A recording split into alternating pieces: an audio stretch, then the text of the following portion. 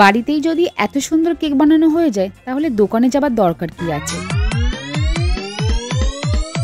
আমি তুলিকা, আমার রান্নাঘরে তোমাদের সবাইকে স্বাগত। আজকে এই কেকটা আমি প্রথম বানিয়েছি, আগেও অনেকবার বানিয়েছি, তবে এত সুন্দর হয়নি। তাই আজকে ভাবলাম তোমাদের সাথে একটু শেয়ার করে নিই। চলো তাহলে ঝটপট দেখে নেওয়া যাক কিভাবে হলো এই দোকানের মতন এত সুন্দর কেক। কোনো রকমভাবে হাতে ব্লেন্ড করা হয়নি, পুরোটাই মিক্সিতে করা হয়েছে।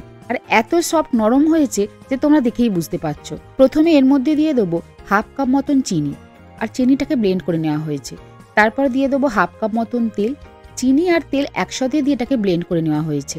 তারপর এতে দিয়ে দেবো হাফ কাপ টক দই। ব্লেন্ড করে নেবার পর এতে দিয়ে দেবো হাফ কাপ মতন দুধ, 1 চামচ হচ্ছে বেকিং পাউডার আর হাফ চামচ বেকিং সোডা। এগুলোকে মিক্সিতে ব্লেন্ড করে নেবার পর 1 কাপ ময়দা দিয়ে আবার একটু ব্লেন্ড করে নিয়েছি। তবে থিকনেকটা একটু বেশি মনে হচ্ছে। কেকের এই ব্যাটারটা না হবে খুব পাতলা, না হবে বেশি মোটা।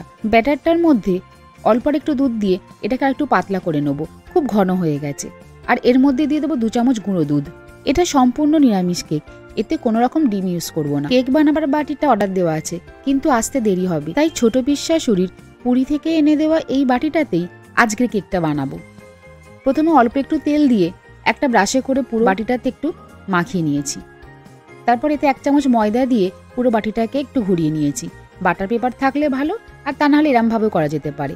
আর এর মধ্যে পুরো কেকের ব্যাটারটা ঢেলে দিলাম। আর এর মধ্যে দিয়ে দেবো অল্প করে একটু টুটি ফুটি, আর আমার কাছে অল্প একটু চকো চিপস ছিল, সেইগুলোও দিয়ে দেবো। তবে এগুলো দিয়ে ওপরটা একটুখানি ঢাকনা দিয়ে দেবো, মানে অল্প একটু ব্যাটার বাঁচিয়ে রেখেছিলাম সেইটা দিয়ে দেবো। ওপরে থাকলে না এগুলো একটু হালকা হালকা পুড়ে মতন যায়, তাই এই ব্যবস্থা। এবার এই বাটিটাকে অল্প করে একটু ঠুকে নেবো, যাতে ভেতরে যদি কিছু বাবলস বা ফাঁকা জায়গা থাকে সেটা যাতে বন্ধ হয়ে যায়।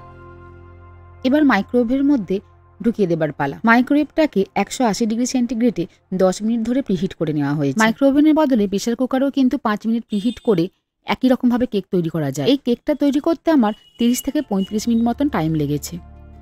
তবে কেকটা সঙ্গে সঙ্গে না বাটি থেকে বার করে রুম টেম্পারেচারে এলে তারপরই এটাকে বাটি থেকে আমি আলাদা করব। মাইক্রোওয়েভ থেকে বার করি সঙ্গে সঙ্গে কিন্তু কেকটা আলাদা করলে কেকটা ভেঙে যেতে পারে, তাই এটা যতক্ষণ না রুম টেম্পারেচারে আসছে ততক্ষণ পর্যন্ত আলাদা করা যাবে না। কেকটা খুব সুন্দরভাবে বাটি থেকে আলাদা হয়ে গেছে, বাটির মধ্যে একটুও লেগে নেই। এবার কেকটাকে কেটে খাওয়ার পালা।